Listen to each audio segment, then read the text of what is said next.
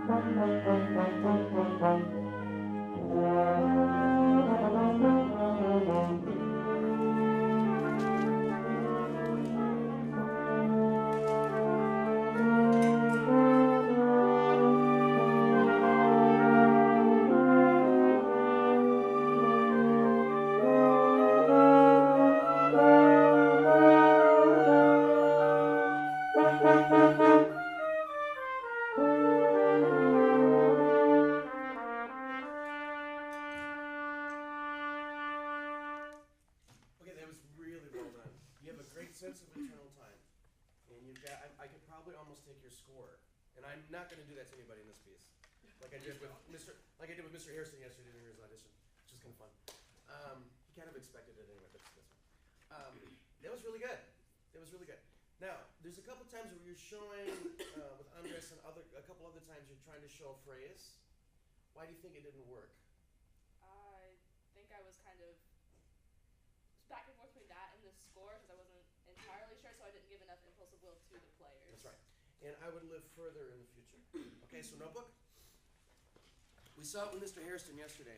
Most of you did, some of you weren't, and we'll share so that you understand. He was one of the people auditioning for our graduate conducting program. And his face was hypersensitive. I mean, really, really emotional face, which is totally rare. I've never had a student like that before, which is great. But it's just like not having anything happen at all. If something is happening all the time, it lacks meaning, okay? So thinking about what Jordan just said, when you really want something to happen, when you really want a crescendo, really want a diminuendo, a really important entrance, whatever it is, the thing that's really important, make sure that you foreshadow. And what foreshadow means is you show on your face that something is about to happen. It's a look of expectation. Something important is about to happen. This is going to be amazing. Here it is. And that gives the players a chance to respond then to the conducting, to the gesture that happens after the foreshadow. The foreshadow is the precursor. The gesture is the entrance or the cue or the crescendo diminuendo, and then the player has time to respond or react to that. Okay?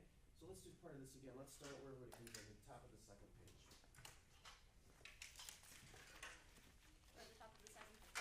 Can your conducting now be more aesthetic? Because it's kind of technical. It's very good, but now can it be more musical? Okay, let's make more music.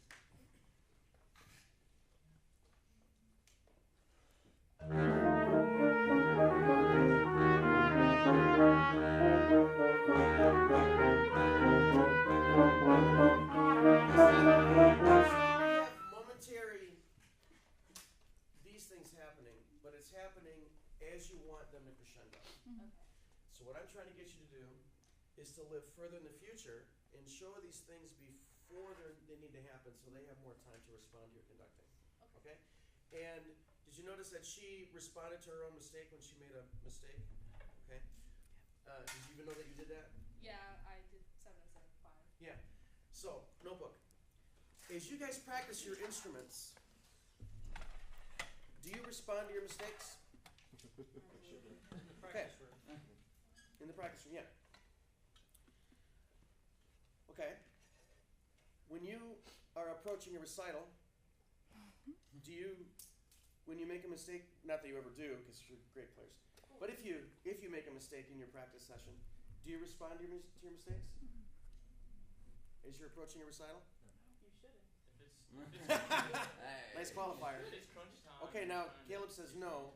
So my question is, how do you train yourself to not respond to your mistakes? Don't respond to him. Practice not responding. Make more mistakes. What? Make more mistakes. Make more mistakes so that you can practice more. I like that. But how do you train yourself to not respond to your Yeah. mistakes? You just focus on the music and think in front of where you are, and so when you're playing and you make a mistake, you're already hearing the next thing in your head. It doesn't matter. Yeah, so you kind of throw it away. Yeah. Now, another good, and I like that, and I agree with that. A really great way to practice, especially as you're approaching a performance, is to video record your practice sessions. Do you guys do that? Yeah, because then that's actuality. Reality is the world we live in, and we're, our sense of denial and insecurity and all these things that we love to wrap ourselves in this blanket of all these things. Actuality is what really happens. So, Dr. Brené's idea, she went to lunch with Cole and me yesterday, and her advice to him for his audition was exactly what you just said. Don't respond, don't live in the past, don't think about what just happened. Just live in the future and in the present and make music. Don't think about anything except making music, which is great. So, here's an idea. Because what we like to do, what Aaron and I like to do in the class is to help you to take what you've already been doing with your instrument and transfer that to your conducting. So, what I would recommend is you record, you'll have a phone, right? So you can do this easy. You record your practice session when you think you're doing really, really well. Don't record when you know you're not, because who needs to see that? Record when you think you're doing really, really well. And then watch back. And then you'll see where reality and actuality do not meet. And then do the same thing as you practice your conducting. Now, here's another idea, and this is what I want you to write in your notebook. A great way to practice your conducting is to practice in front of a mirror and sing what you see. Sing what you see. Don't see what you sing. Now I'm going to show you the difference and see if you can figure it out. And then you explain to me what it is after you write that down. Okay? Boom. Okay? All right, so I'm in front of a mirror and I'm going to see what I sing, which is not the way that I want you to practice. Okay?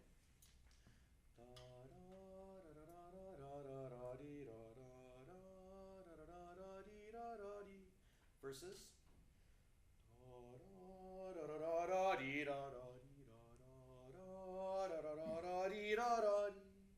What's the difference? There's several differences. What are they? Give me one. First one, you were giving phrasing and dynamics, and you weren't expressing that in your singing. Okay. So the second way, how did I sing in relation to the conducting? As a response I responded to what? to your gestures. Okay, my singing was in response to my gesture, okay? Which means I sang where in relation to the actual talk of the Behind the baton. beat. Pardon? Behind the beat. A little bit behind the beat, okay? So what I'm asking you to do is to live in all three time zones with yourself, okay? And you can do it. It's a little weird at first, but you can do it. And when you start doing that in the mirror, when you're in front of an ensemble and it takes them a while to respond, especially in the marching band, I mean, you understand, geez. When you're in front of an ensemble and there's a little bit of lag time in the response, it feels more comfortable. it feels more comfortable. So that's a really good way to practice. So mark that down in your notebook, however you want to say that. Okay? Let's just do a couple more, just a little bit more, and then we have to go on to the next person. Wherever you want to start. Where was the place? Do you want to do the? I mean, This is where we started last time. yeah, but where do you want to start? If you have 60 more seconds. Just for me, let's do that again. Okay. Now, both places where you have the gesture syncopation, they were great. Both of them were really, really good. Okay? All right, let's stop on the second page again, please. Thank you.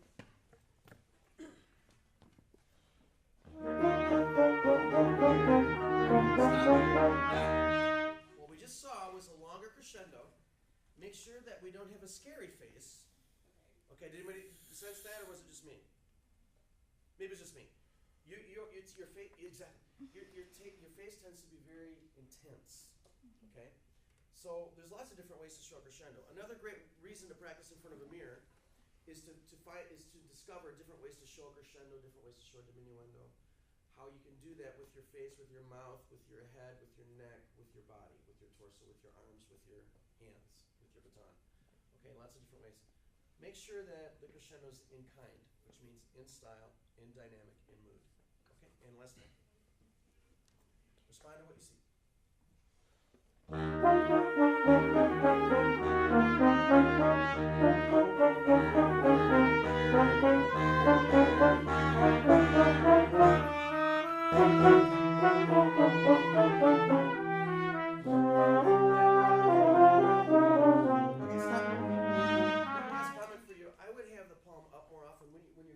Someone and we're showing a crescendo, try to have the palm up.